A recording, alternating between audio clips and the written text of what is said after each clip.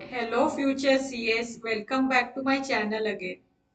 So are you preparing for the CA Foundation exam and struggling with the business law subject? Don't worry, I have got you covered. In today's video, we are going to solve a question from the revision test paper. We will analyze the question step by step and we will learn how to answer that question. So this will help you understand key concepts and it will also improve your answer writing skills. So grab your notebooks and stay focused. Let's crack this together. Also, if you are new to my channel, I request you all to subscribe and hit the bell icon below so that you can get notified whenever I post new videos.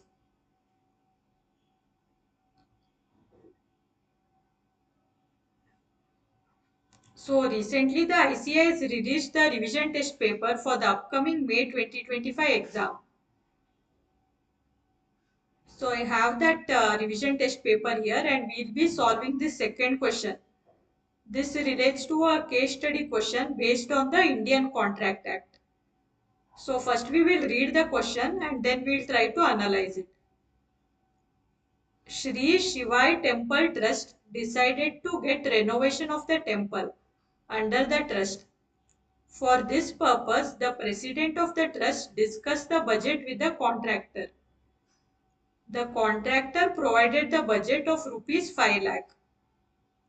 After gaining enough membership to support the funds required for renovating the temple, the committee entered into a contract with the contractor for renovation. The plans for the proposed structure were submitted and passed, but as the membership list increased, the plans also expanded. Hence, the expected cost of construction is increased from rupees 5 lakh to rupees 7 lakh. Now, increased amount of rupees 7 lakh stayed approved and obligated by the committee and contractor. Renovation work was completed and the contractor demanded the payment from committee. Meanwhile, the new members who promised to contribute did not turn up. President had filed the suit against the members who promised to contribute. Members denied on the views that their contract with the committee to contribute was without any consideration, hence invalid.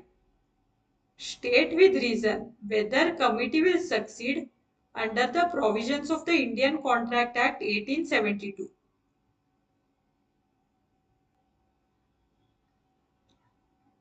So now that we have read out this question, first let's discuss some important facts relating to the question before we go ahead and answer this. So in this case, the committee entered into a contract to renovate the temple for rupees 5 lakh. However, as the new members joined and promised to contribute, the budget was increased from 5 lakh to 7 lakh. However, once the renovation was completed, when the contractor demanded rupees 7 lakh from the committee, the new members did not turn up. So the president filed a suit against the new members who had promised to contribute. However, the members denied that their contract with the committee to contribute was without any consideration, hence it is invalid. So these are some facts relating to this case. Now we will see how to answer the question. So the question here is, state with reason whether the committee will succeed under the provisions of the Indian Contract Act. So we will try to answer this using the IRAC method, that is the issue, rule, application and conclusion. So first we will be stating the issue, then we will state the rule, that is which rule of the Indian Contract Act is applicable in this case. Then the application part, that is we will apply the rule to the question in the given case and then we will try to answer it. And then we will be giving the final conclusion.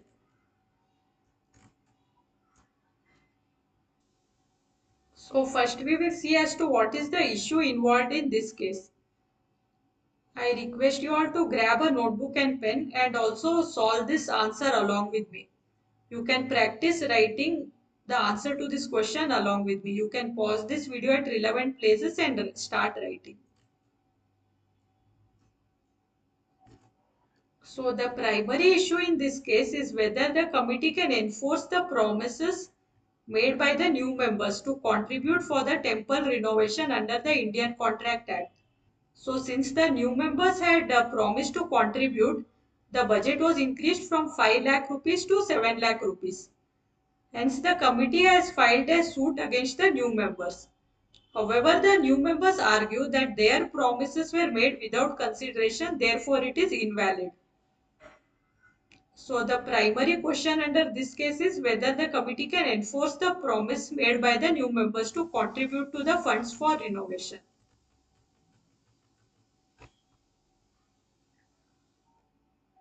The primary issue in this case is whether the committee can enforce the promises made by the new members to contribute funds for the temple renovation under the Indian Contract Act 1872. Given that they argue their promises were made without consideration, hence it is invalid.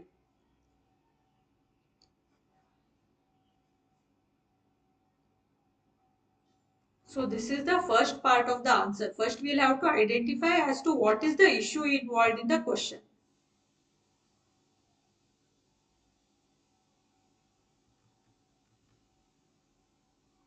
Now we will have to see as to which provision of the Indian Contract Act is applicable in this case. So as per section 25 of the Indian Contract Act 1872, an agreement made without consideration is void. However, there are certain exceptions to this rule. So one of the exception is if a promisee undertakes a liability on the promise of the person to contribute to charity, there the contract will be valid even without consideration. So in this case, since the new members had promised to contribute to the renovation of the temple, hence the committee acted upon that promise and they underwent and took the renovation of the temple. Hence in this case, the contract will be valid even though it is without consideration.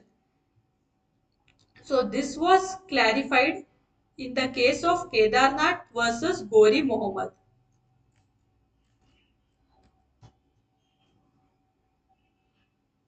So as per section 25 of the Indian Contract Act, an agreement made without consideration is void. However, there are certain exceptions to this rule. If a promisee undertakes the liability on the promise of the person to contribute to charity, there the contract will be valid even without consideration. This was also confirmed in the case of Kedarnath versus Gori Mohammed.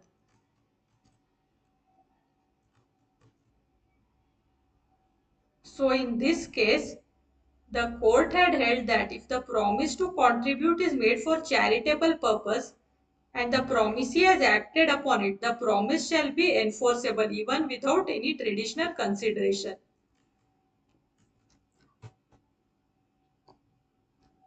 So this case law is applicable for the case scenario given in the question.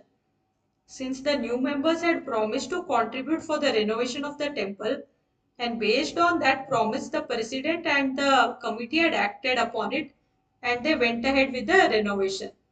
Hence, this promise becomes enforceable even without traditional consideration.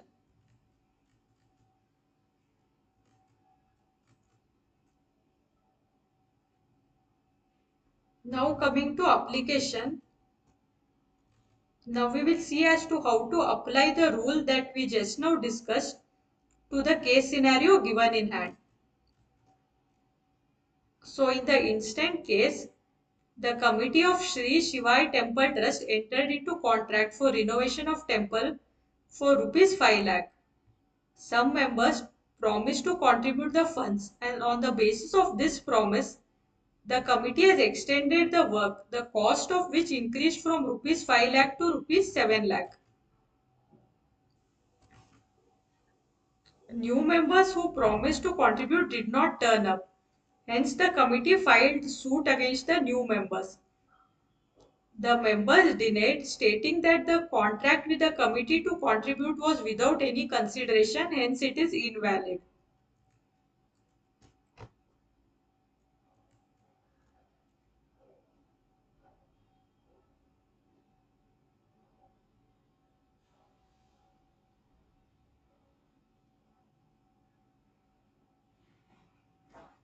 However, as the committee expanded the renovation plan based on the members' promises, hence they incurred the extra financial obligation. Since the work was completed based on the reliance of these promises, the members cannot deny the payment. As just now we saw that there are some exceptions to the section 25. So the section 25 states that an agreement without consideration is void. However, if a promisee undertakes a liability based on the promise of a person and that promise relates to contribution of charity, then the contract shall be valid even without consideration. Similarly, in this case also, since the committee undertook the extra financial obligation based on the promises made by the new member cannot deny the promise now. They cannot state that the contract is invalid. Since the work was completed in reliance to these promises made by the new members, the members cannot deny the payment. The same has been held by the court in the case of Kedarnath versus Gori Mohammed. Now coming to the conclusion part. So the question was, state with reason whether the committee will succeed under the provisions of the Indian Contract Act. So in this case, the conclusion is that the committee will succeed as the members' promises were acted upon, making them legally enforceable. So as the committee acted on the promises made by the new members will have to make the payment. They cannot deny the payment.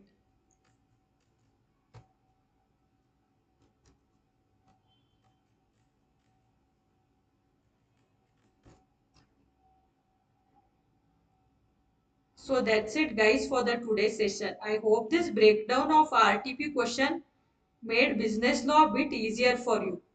If you found this helpful, don't forget to like, share and subscribe for more exam tips and strategies. Also drop a comment if you want me to make more such videos. Keep studying, stay confident and I will see you all in the next video. Happy learning, all the best.